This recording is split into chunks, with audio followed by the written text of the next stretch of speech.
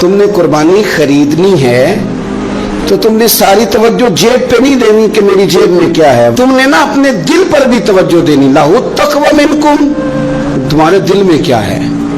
جیب پہ صرف غور نہیں کرنی، دل پہ زیادہ غور کرنی۔ یہ جانور خریدتے وقت تمہارے باطن میں کیا تھا، تمہارے دل میں۔ تفاخر بھی تھوڑا سا بڑھ گیا ہے۔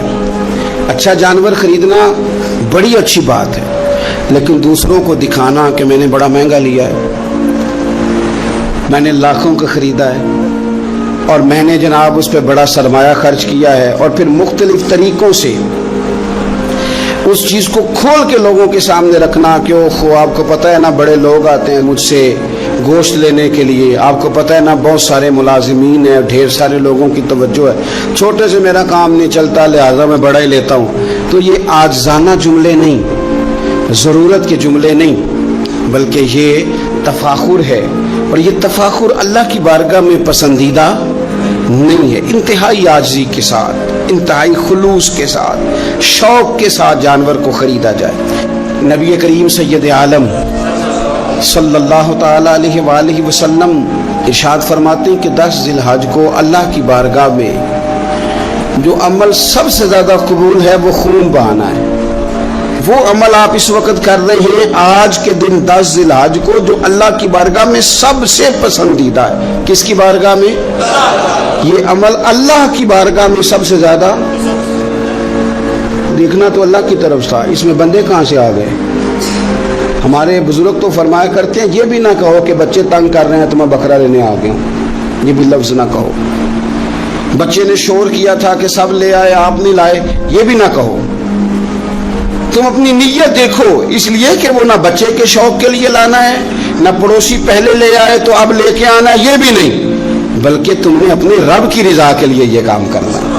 ان صلاتی و نسکی و محیای و مماتی للہ رب العالمین۔ اے محبوب آپ کہیے کہ بے شک میری نماز، میری قربانی، میرا دنیا میں رہنا جانا اس رب کے لیے ہے جو تمام جہانوں کو پالنے والا ہے۔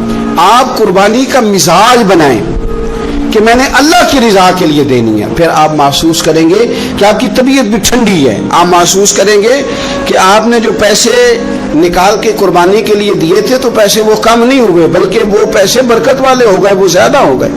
اللہ اس کو سمجھنے کی توفیق عطا فرمائے۔ تو ایک بات تو یہ کہ آپ جانور خریدیں، قربانی لائیں تو اس میں آپ یہ پہلو پیش نظر رکھیں کہ میں اللہ کی رضا کے لیے، یہ سب سے زیادہ اس میں نیت کو اپنانا سب سے اہم کام۔ پھر دوسری بات یہ ہے کہ اس کے لیے لفظ استعمال ہوتا ہے قربانی۔ لفظ کیا ہے؟ قربانی کا مطلب ہوتا ہے اثار کرنا، ترجیح دے دینا دوسرے پہ، نہیں اپنے آپ سے دوسرے کو ترجیح دینا، کوئی چیز کسی کے لیے قربان کرنا، اللہ کی رضا کے لیے کچھ قربان کرنا۔ تو آپ نے تو اس کو قربان کرنا تھا، آپ نے قربان کر دیا تو یہ اب فریزر میں کیا کر رہا ہے؟ اس کو تو کرنا تھا قربان۔ کہتے ہیں نا فلانے نے میرے لیے قربانی دے دی، میں عرف عام کی بات کر رہا ہوں۔ سیٹ پہ بیٹھے تھے 2-4 لوگ، بس میں چڑھ گئے، اب ایک بندہ اٹھ گیا، اس نے جگہ دے دی، اس کو کیا کہیں گے؟ اس نے میرے لیے، یہی ہے نا قربانی۔ وَيُؤْثِرُونَ عَلَىٰ أَنفُسِهِمْ وَلَوْ كَانَ بِهِمْ خَصَاصَةٌ، وہ دوسروں کو ترجیح دیتے ہیں اگرچہ انہیں شدید ضرورت بھی ہو۔ اظہار کا تو یہی معنی ہے قربانی کا۔ تو قربانی کا مطلب تو یہ تھا کہ دے دی اللہ کی رضا کے لیے۔ گھر میں رکھنا جائز ہے، فریزر میں رکھنا۔ مجھ سے کوئی دوستوں نے مسئلہ پوچھا کہ محرم شریف میں قربانی کا گوشت کھا سکتے ہیں؟ میں نے کہا سفر میں بھی کھا سکتے ہیں، ربیع الاول میں بھی کھائیں آپ، کس نے منع کیا؟ ربیع الثانی تک کھائیں، پر یہ بتا دیں کہ کیا کسی نے کہا تھا کہ بعد میں گوشت ملے گا نہیں، دنیا میں ختم ہو جائے گا؟ اتنا لمبا چلانے کی ضرورت کیا تھی؟ اس کا تو معنی تھا قربانی کرنا، تو یہ تو دے دینا چاہیے تھا، اور دینا بھی تحفہ بنا کے نہیں چاہیے تھا کہ ایک پلیٹ کے اندر میں نے گوشت بھیجا، یار میں تیرے گھر بھیج رہا ہوں، گائے کا سنا ہے تو نے اونٹ کیا ہے، تو ادھر گائے کا چلا گیا، ادھر سے اونٹ کا آ گیا، ادھر سے بکرے کا چلا گیا، ادھر سے کٹے کا آ گیا۔ تو یہ جناب آپ اس طرح کر کے نہ اس کو کریں۔ آپ کو پتہ ہے، مجھے بھی پتہ ہے کہ میری اگلی گلی میں کتنے لوگوں نے قربانی نہیں کی، میری پچھلی گلی میں کتنے لوگوں نے قربانی نہیں کی، مجھے خبر ہوتی ہے میرے رشتہ داروں میں کون کون ہے، اتنا تو پتہ ہی ہوتا ہے نا کس کس حیثیت کا ہے. تو پھر یہ کہانی بنانے کی کیا ضرورت ہوئی کہ جی بانٹ دیا تھا، بس وہ خاص خاص بوٹیاں بچا کے رکھی تھی. وہ اسے کہا تھا کہ رانے نہ کاٹنا، باقی سارا کاٹ لینا. وہ اس کے لیے جگہ بنا لی تھی. پوچھ رہے الیکٹریشین سے آپ کہ قربانی کے دنوں میں صرف بکروں والوں کے پاس ہی رش نہیں ہوتا، فریج والوں کے پاس بھی رش ہوتا ہے، فریزر والوں کے پاس بھی رش ہوتا ہے. نہ کریں ایسا، جب احصار کر دیا دے دیا، غربا کو تلاش کریں، مل جائیں گے. اور ان کو آپ زیادہ دینے کی کوشش کریں تاکہ کچھ دنوں کے لیے وہ استعمال کر سکے، کچھ دنوں کے لیے. میں نے یہ دیکھا ہے کہ جو لوگ بیچارے تھوڑے سے بھی خوددار ہوتے ہیں وہ بچتے ہیں کہیں شاپر لے کے جانے میں، اور جو لوگ روٹین میں دے رہے ہوں کسی سال انہیں مس کرنا پڑ جائے تو وہ پریشان ہوتے ہیں. ایسے لوگوں تک پہنچنا اور اس انداز میں پہنچنا کہ ہم یہ تحفہ پیش کرنا چاہتے ہیں، یہ بڑی خیر کی بات ہے. تھوڑی توجہ کریں اور ان لوگوں کو تلاش کریں. اب یہ حالات جو کچھ سالوں سے بنے ہیں یہ حالات تشویشناک ہیں. امیر آدمی کا تعلق امیروں کے ساتھ بن جاتا ہے تو اسے محسوس نہیں ہوتا کہ بل آئے تو کتنی پریشانی ہوتی ہے، اسے محسوس نہیں ہوتا کہ کچن چلانا کتنا.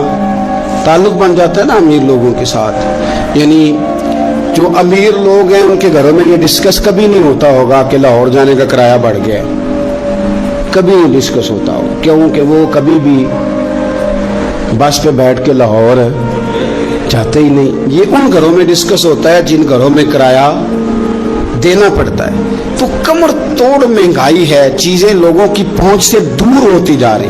اس موسم کے اندر اللہ نے کچھ لوگوں کو موقع دیا ہے کہ وہ پوری گائے ذبح کریں گے، وہ پورا اونٹ ذبح کریں گے، وہ کئی بکرے کاٹیں گے. تو بھئی آپ تو کھاتے رہتے ہیں، اب ادھر سفر کریں.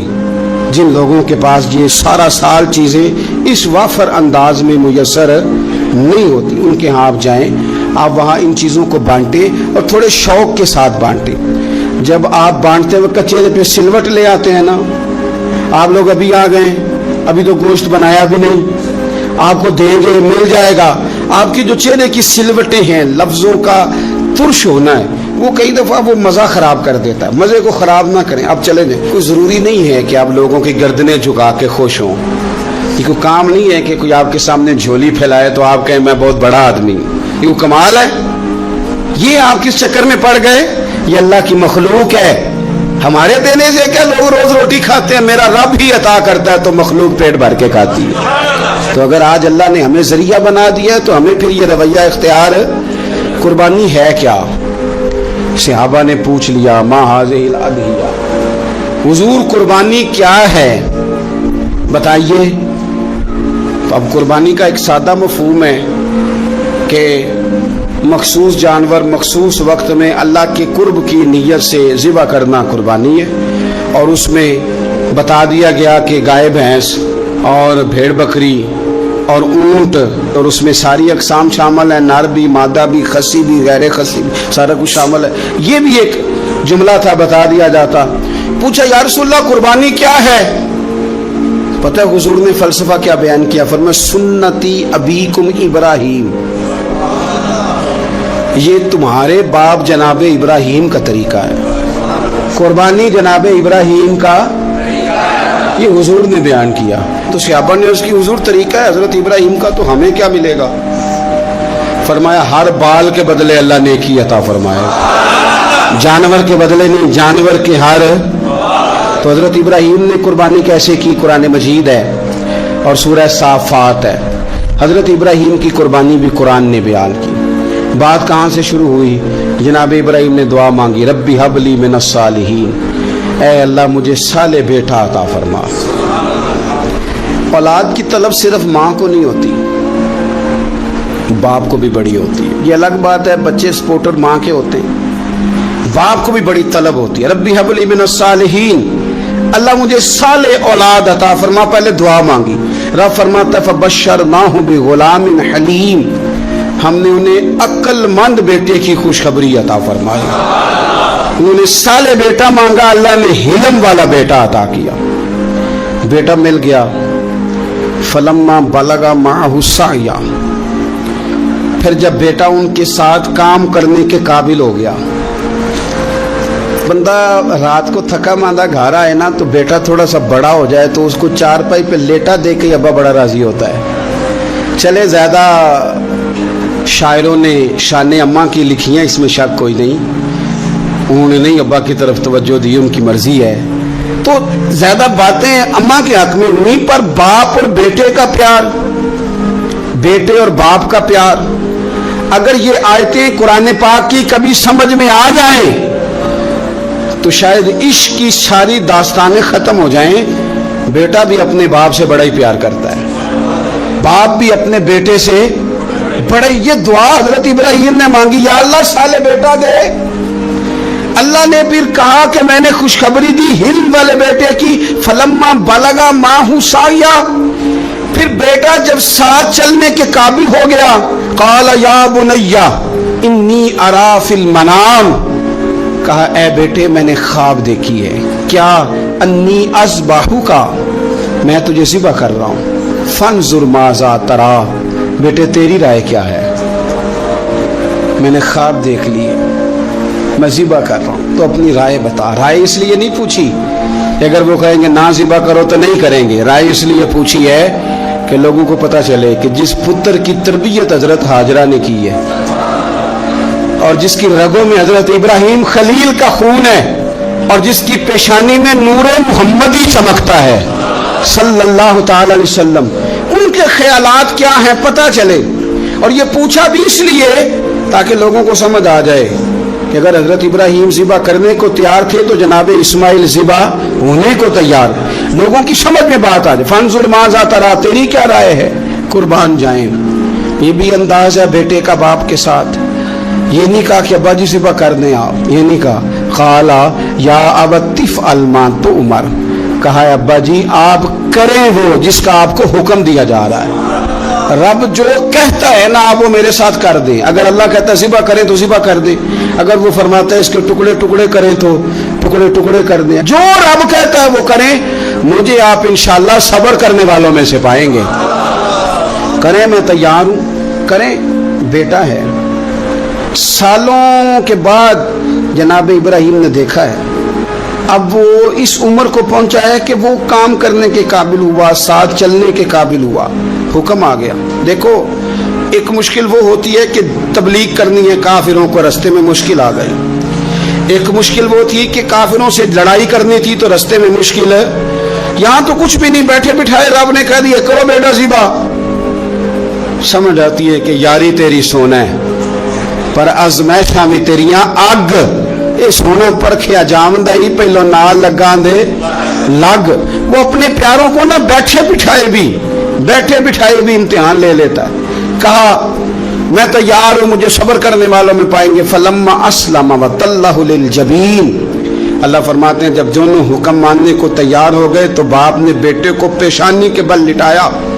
शैतान बड़ा सर पिटाया, दौड़ा, मैंने तो गुमराह करना था आदम की औलाद को, ये क्या बना। अल्लाह की रजा के लिए बेटा तक कुर्बान करने को तैयार हो गए। दौड़ कर जनाब हाजरा के पास गया।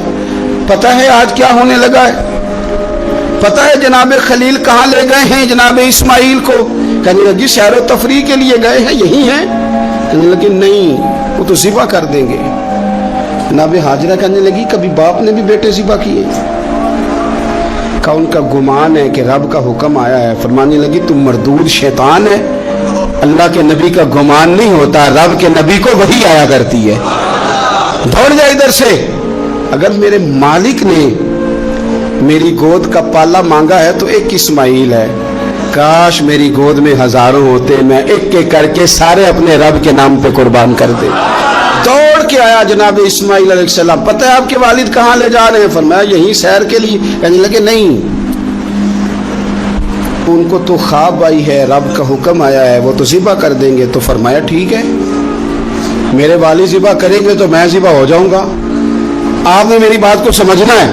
फिर हजरत इब्राहिम के रास्ते में आया, कहने लगा इब्राहिम हजरत जिब्रील तो आए ही नहीं, आपको तो हुक्म हजरत जिब्रील के जरिए आता है, आप ख्वाब देख के बेटा ज़िबा करेंगे। रोड़े उठाए, कंकर उठाए, जोर से मारे। वो दूसरी जगह आ गया, फिर कंकर मारे, फिर तीसरी जगह आ गया, फिर कंकर मारे। کیا دنیا میں یہ بھی انداز بھی ہے کہ روڑے مارے تو عبادت کا ثواب ملے؟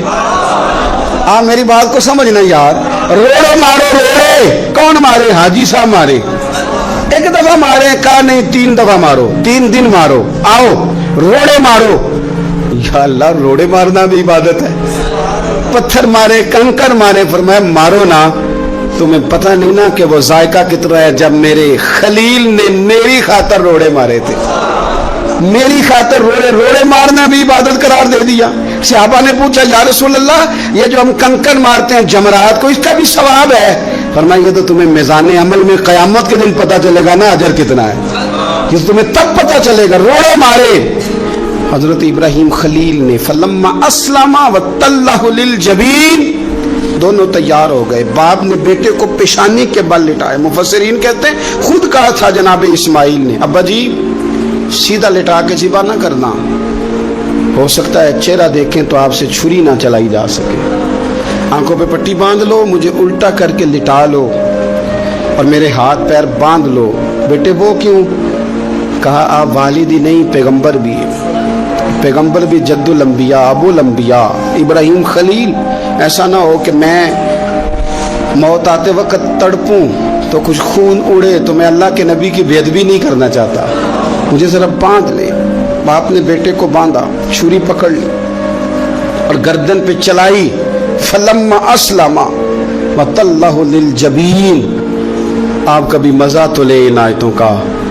دونوں تیار ہو گئے، باپ نے بیٹے کو گردن کے بل لٹا لیا، وَنَادَيْنَاهُ أَن يَا إِبْرَاهِيمُ، رب فرماتے ہیں ہم نے آواز دی اے ابراہیم۔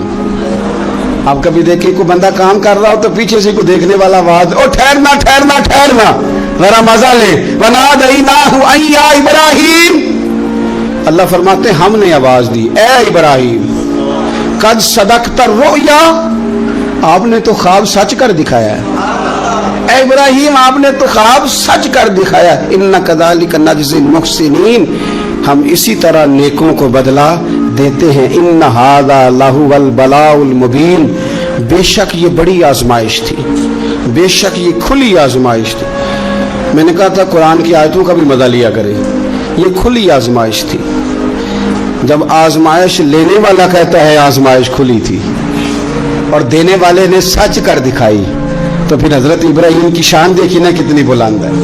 لینے والا کہتا ہے آزمائش کھلی تھی، وَفَدَيْنَاهُ بِذِبْحٍ عَظِيمٍ، اور ہم نے انہیں بچا لیا فدیے میں عظیم ذبیحہ دے کر۔ اللہ نے نا پھر دمبا بھیجا جنت سے، حضرت ابراہیم نے چھری چلا دی تھی، روکی کوئی نہیں، چھری چلا دی، اور جب پوری طرح ذبح ہو گیا تو آنکھیں کھولی تو آپ نے دیکھا کہ نیچے دمبا ذبح ہوا پڑا ہے اور جناب اسماعیل دور کھڑے مسکرا رہے ہیں۔ تو حضرت ابراہیم کی زبان سے نکلا اللہ اکبر، اللہ اکبر۔ آپ کی بات سن کے جناب اسماعیل بھی پکارے اللہ اکبر، اللہ اکبر۔ یہ لفظ سنے تو حضرت جبریل بولنے کہنے لگے لا الہ الا اللہ واللہ اکبر۔ جب انہوں نے یہ کہا تو حضرت سیدنا ابراہیم پھر بولنے کہنے لگے اللہ اکبر وللہ الحمد۔ اللہ کو یہ لفظ بھی بڑے پیارے آئے۔ فرمایا پڑھو نا 9 ذی الحج کی فجر سے لے کر 13 تک پڑھو نا ذرا سارے، اللہ اکبر اللہ اکبر، لا الہ الا اللہ واللہ اکبر، اللہ اکبر وللہ الحمد۔ فرمایا یہ پڑھتے رہو۔ انہوں نے پڑھے تھے مل کے تو مجھے بڑے پیارے لگے۔ فرمایا ہم نے انہیں بچا لیا ایک فدیہ، عظیم فدیہ دے کے، وَتَرَكْنَا عَلَيْهِ فِي الْآخِرِينَ، اور ہم نے ان کے ذکر کو چھوڑا ہے آنے والوں کے لیے۔ کیا لفظ ہے قرآن کے، قربان ہونے کو دل کرتا ہے۔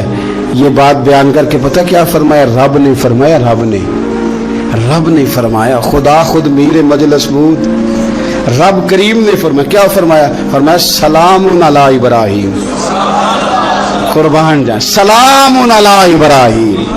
کیا بات کہاں ختم ہو رہی ہے، کہاں پہنچ رہی؟ کیا انداز؟ سلام علی ابراہیم، فرمایا سلام ہو ابراہیم پر، سلام ہو ابراہیم پر، سلام ہو۔ حضور فرمانے لگے غلاموں یاد رکھنا قربانی حضرت ابراہیم کا طریقہ ہے، یہ وہ طریقہ کبھی بیٹے بھی کسی نے ذبح کیے، لے آئے میدانوں میں بیٹے ذبح کرنے، لے آئے میرے نبی پاک سید عالم صلی اللہ علیہ وسلم نا شوق کرتے قربانی کا. بڑی پیاری چیز کوئی ہو نا تو بندہ کہتا ہے بڑی پیاری بڑی لاڈلی, کہتا بیٹا یہ چیز ہے تیری طرح سنبھال لینا. بڑی قیمتی چیز ہو تو بندہ بیٹے بیٹیوں کہتا ہے آؤ نا تمہیں دکھاؤں. رسول پاک علیہ السلام فرمانے لگے اپنی لاڈلی بیٹی سیدہ فاطمہ الزہرا کو, حضرت زہرا پاک رضی اللہ تعالیٰ عنہ سے کہا فاطمہ ادھر آؤ, اپنی قربانی کے پاس آ کے کھڑی ہو جاؤ, میں تمہارا جانور ذبح کرنے لگا. اس کے پاس آ کے کھڑی ہو جاؤ, میں ذبح کرنے لگا ہوں, پاس آ جاؤ. ہمارے ہاں نا کاکروچ دیکھ کے چیخ مارنا فیشن ہے, چھپکلی دیکھ کے ڈر جانا فیشن ہے, جوان آدمی کو چوہے سے ڈر آتا ہے. تو میں نے کہا میاں تو جہاد کیسے کرے گا؟ اوہو بکرا ذبح ہو رہا ہے, پیچھے ہٹ جاؤ پیچھے ہٹ جاؤ. کیوں جی؟ کہتے میں پڑھا لکھا جو ہوں, میرے وہ پیسے جو ہیں. کیا بات کرتے ہیں آپ؟ دنیا میں سب سے نازک اور لطیف جسم میرے رسول پاک کا ہے, اور حضور اپنے دست مبارک سے جانور ذبح کرتے تھے. سب سے زیادہ نرم دل اللہ نے حضور کو دیا ہے, لیکن حضور نے 63 اونٹ حج کے موقع پر اپنے دست مبارک سے ذبح فرمائے. یہ کیا بات ہوئی؟ کس طرف چل گئی قوم؟ ایک آدمی کو نبی پاک صلی اللہ علیہ وسلم نے دیکھا تو اس نے ایک پیر بکری کی گردن پہ رکھا ہے اور اپنے ہاتھوں کے ساتھ نا چھری تیز کر رہا ہے. حکمت سے بھرا جملہ میرے نبی پاک کا. حضور فرمانے لگے تم اسے 2 موتیں دینا چاہتے ہو؟